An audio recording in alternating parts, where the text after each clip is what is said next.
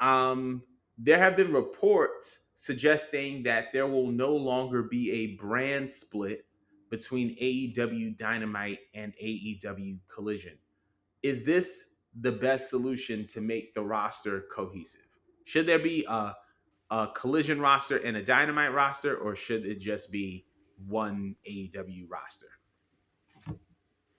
They have such a bloated roster that I kind of like the fact that they divided it up. I didn't like the origin reason as to why they were divided up, but Mm-hmm.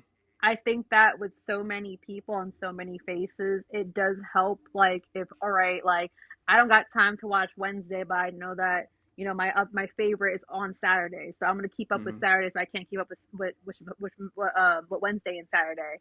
So I feel Right. like that would help. And I like the way that the belts were separated. You know what I mean? I feel like wrestling works out better and there's more for them to play around with if they do break up the brands, and maybe they have their own version of a draft and how they settle that every single year to make it more fun and more Mm-hmm. playful. So I think that they should keep it. If they want to shake it up now that he's not here, I'm completely here for it.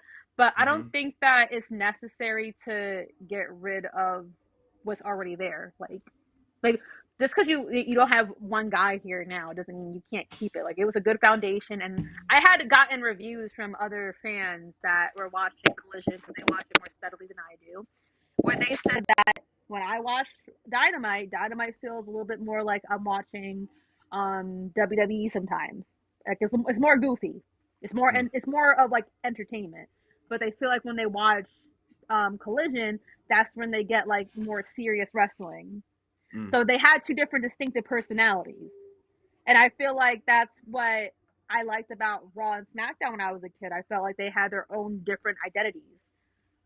So I think that they should keep it and that they would be hurting themselves if they didn't. And I also like the way they lined up All In and All Out as per like the rosters and picking out matches and feuds.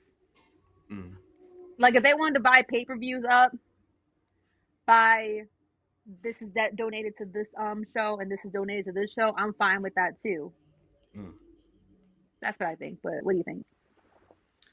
Honestly, I think they should keep it as two separate rosters. Not just for the fact that it feels like two separate products, but because I feel like in the midst of all this, we've gotten some pretty interesting developments. Number one being that Ricky Starks is that guy, and he deserves his own spotlight. And I feel like if they conflate the roster, then all of that goes to waste, and it shouldn't go to waste. I feel like Ricky Starks is about to be that guy on Collision. I feel like Swerve is about to be that guy on Dynamite. And I feel like if you just try to blend the rosters, it's going to be very similar to like Raw and how Raw and SmackDown used to be when it was like the mid 2010s and it was like main event stuff on Raw and then like a tag team match on SmackDown with the same main eventers. It's just gonna get really, really bland. So I think that they should actually keep the two. Well, Ricky Starks being that guy. Another development is Bullet Club Gold. Jay White has proven himself to be a guy who can be a top guy on the show, and Bullet Club Gold has proven himself to be a faction that could be the top faction on a show. Once again, I feel like Collision can be their show.